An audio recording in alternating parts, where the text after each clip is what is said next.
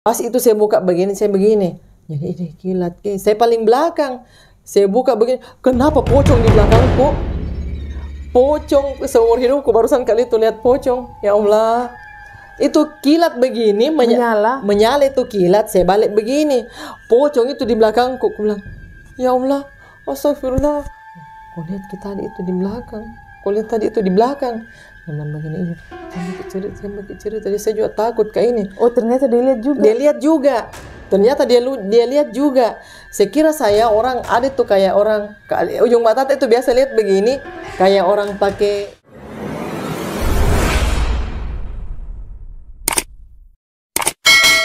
Assalamualaikum warahmatullahi wabarakatuh. Kembali lagi di channel saya, Sutriani Aulia. Hari ini menghadirkan kembali narasumber yang tidak asing lagi. Narasumber Parakang. Narasumber Parakang. Nah teman-teman, kali ini Mbak Hilda akan bercerita kejadian yang dialami pada saat ke daerah Luwu ya, perjalanan ke Luwu, Sulawesi Tengah. Oh iya, Sulawesi Tengah. Nah, biar nggak penasaran, kita ikutin cerita berikut ini. Kali ini saya akan bercerita tentang kejadian yang saya alami sendiri waktu saya mau berangkat ke Luk Banggai. Saya kan sekeluarga saya 4 mobil, saya beriringan. Terus sampai di saya jalan terus sampai di daerah masuk ini perbatasan Mangkutana Mangkutana ya. Sampai di Mangkutana itu perjalanan antara poros Sulawesi Tengah dan Sulawesi Selatan.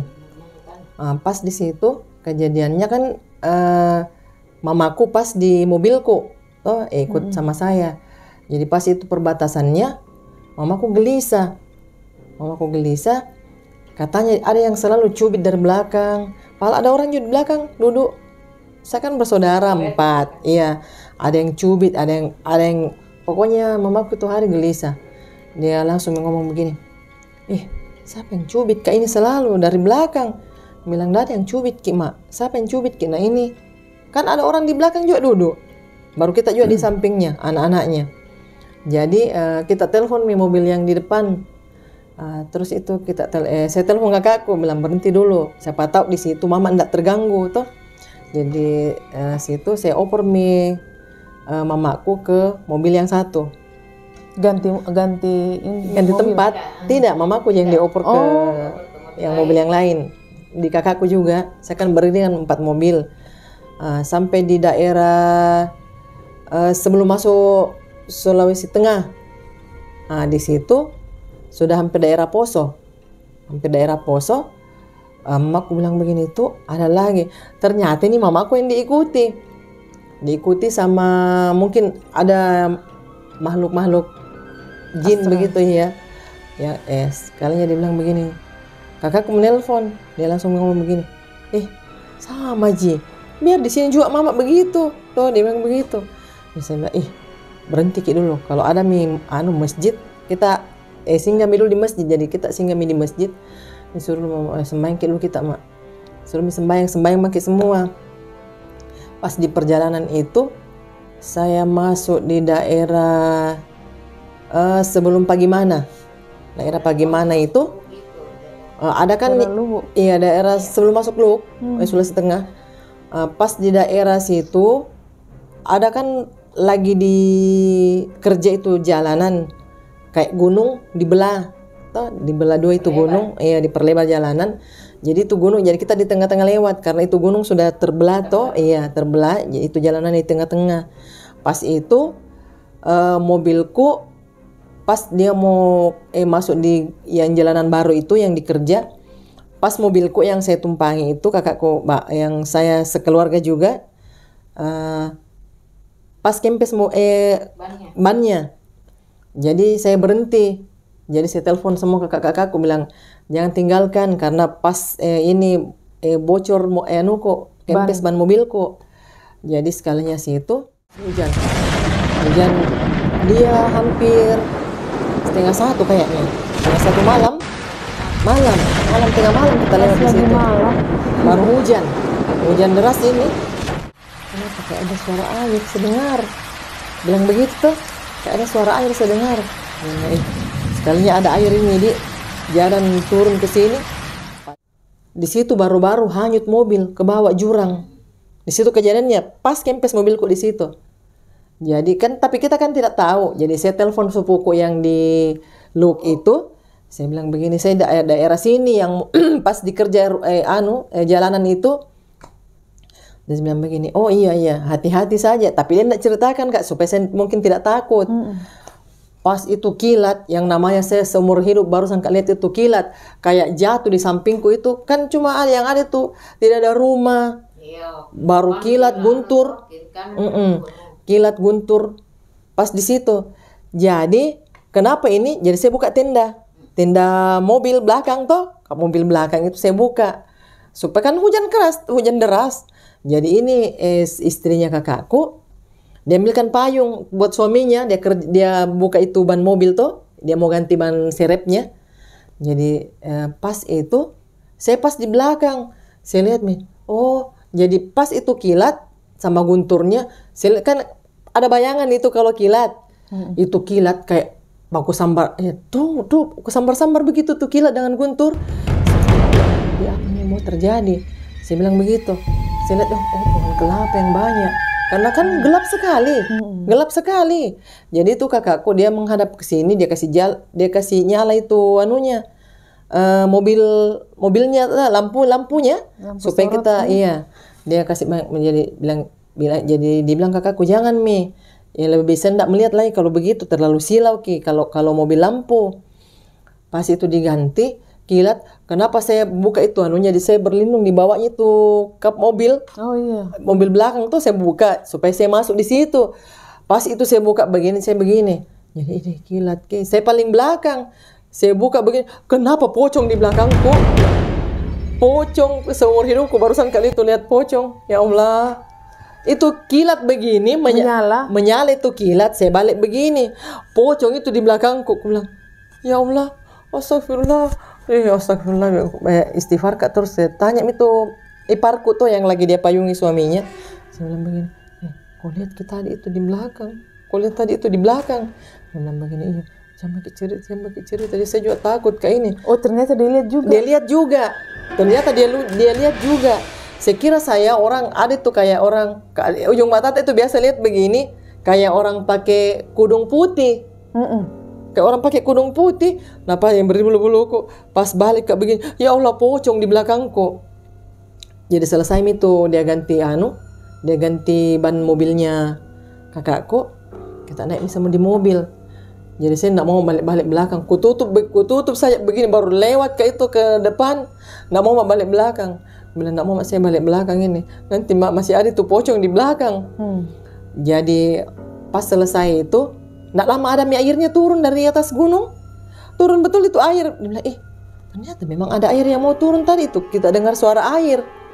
Jadi saya jalan Pas itu beriringan, mobilnya kakakku yang paling depan, baru kakakku yang kedua, baru saya paling belakang. Toh mobilku yang paling belakang. Kita telepon itu yang di depan, bilang jalan selesai diganti ban mobil. Jadi jalan pas ndak jauh mungkin baru sekitar 2 meter, ada itu pohon tumbang. Bilang ya Allah mungkin ini kita dikasih kempes ban mobil. Karena ada pohon ternyata yang mau tumbang di depan. Jadi kita tidak bisa lewat. Jadi pas lewat itu ada anak muda itu lewat. Kita bilang begini, angkat dulu itu dibantu disuruh bantu angkat itu pohon yang tumbang. Sedikit dia kena mobilnya itu kakakku yang paling depan. Pas itu tidak lama begitu, tidak jauh makin dari tempat tadi. Terus dia bilang kakakku begini, tadi itu saya tandai tempat di situ supaya kalau pulang saya mau lihat apa yang ada di situ yang tadi malam, karena kita tidak tahu karena gelap sekali.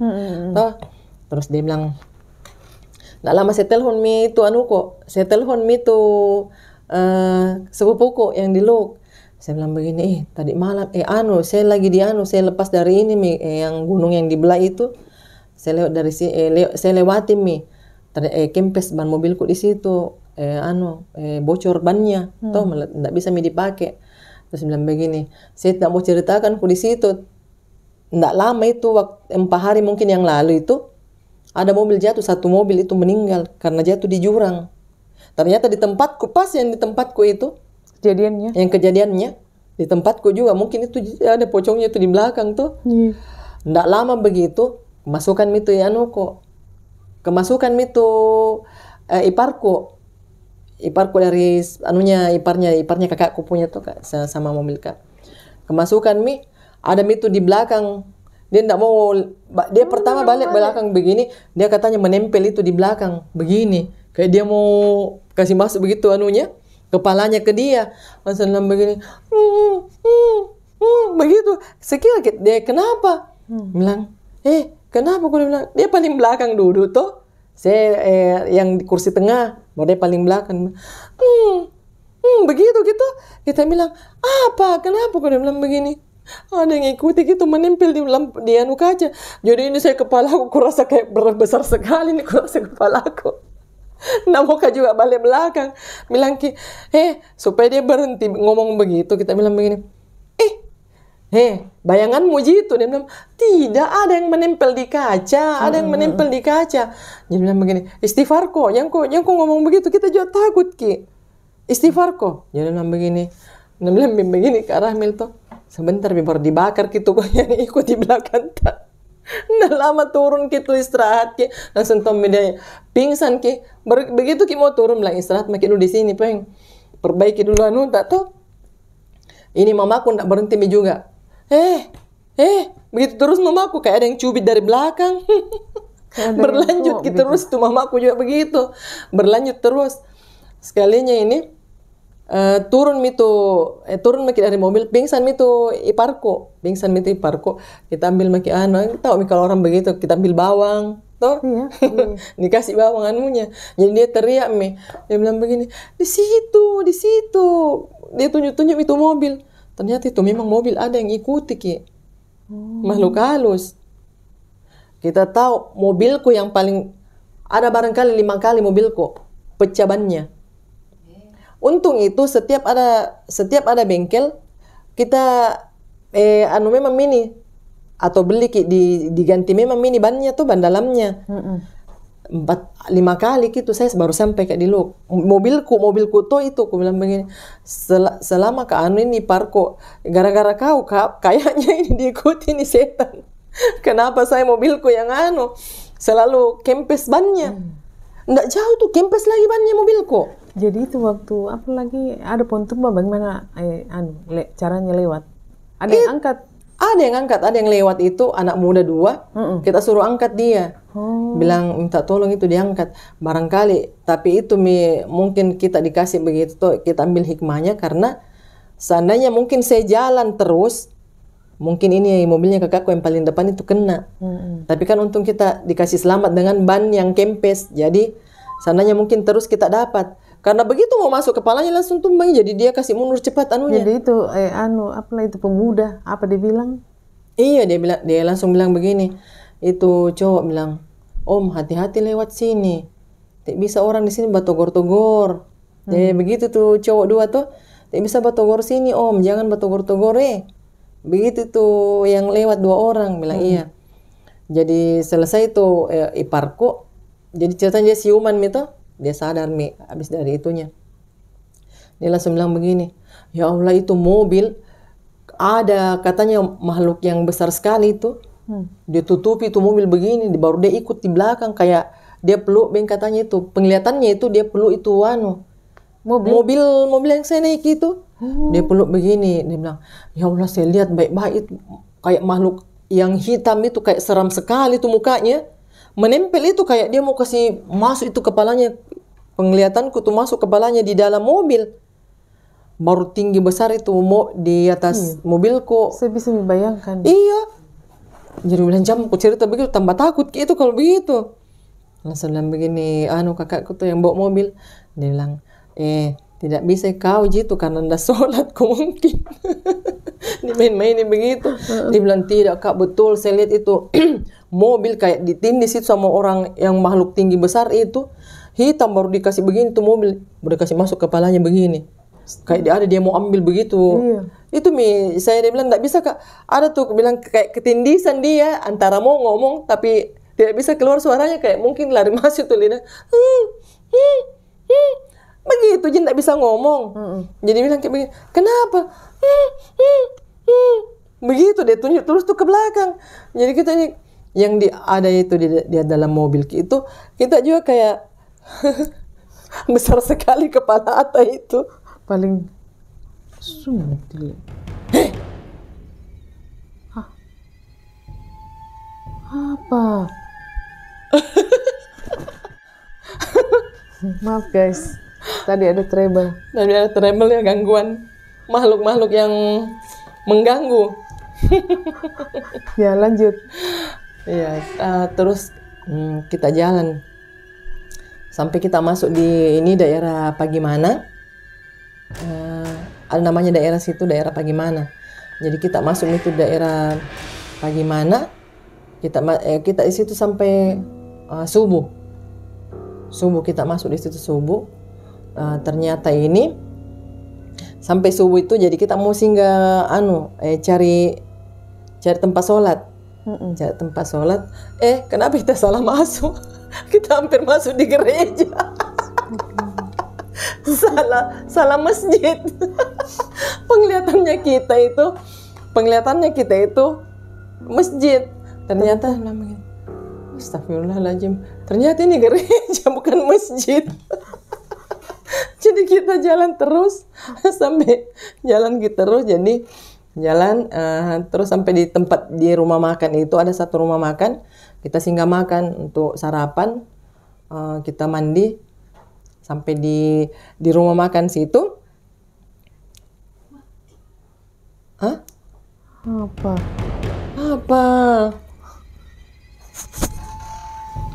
Gitu.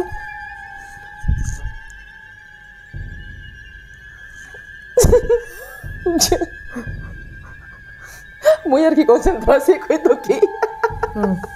Aku dengar ki terus.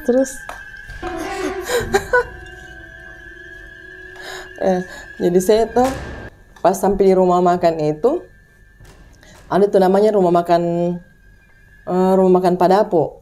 Tuh ada situ rumah makan. Mamaku masuk, jadi ini kita bilang kasih duluan dulu mama tuh.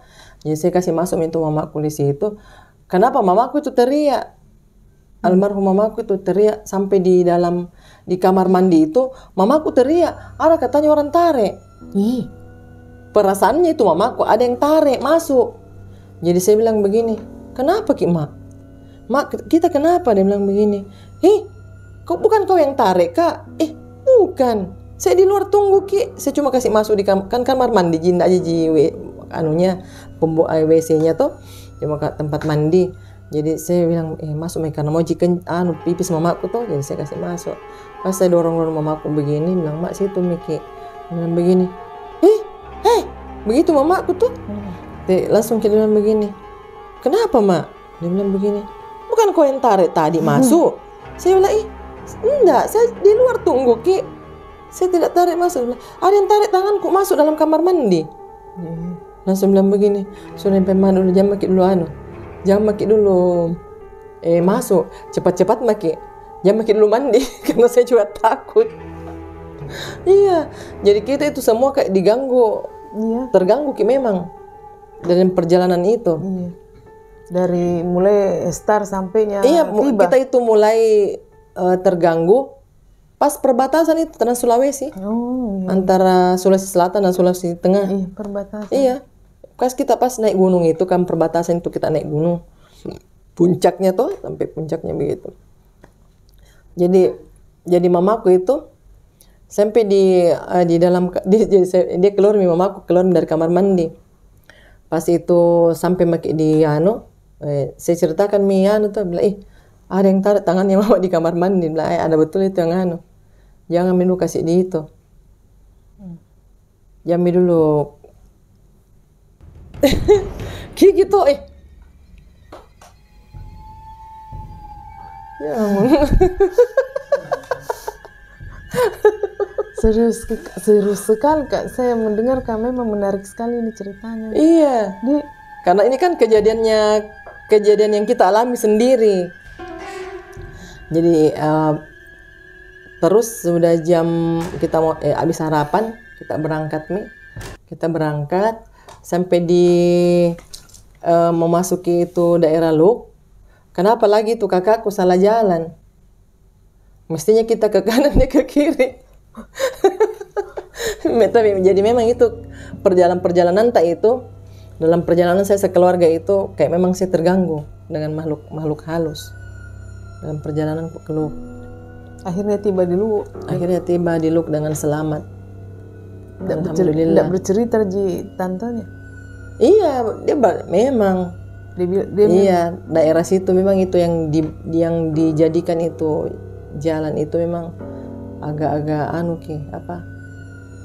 banyak kejadian di situ, banyak yang terjadi di tempat situ.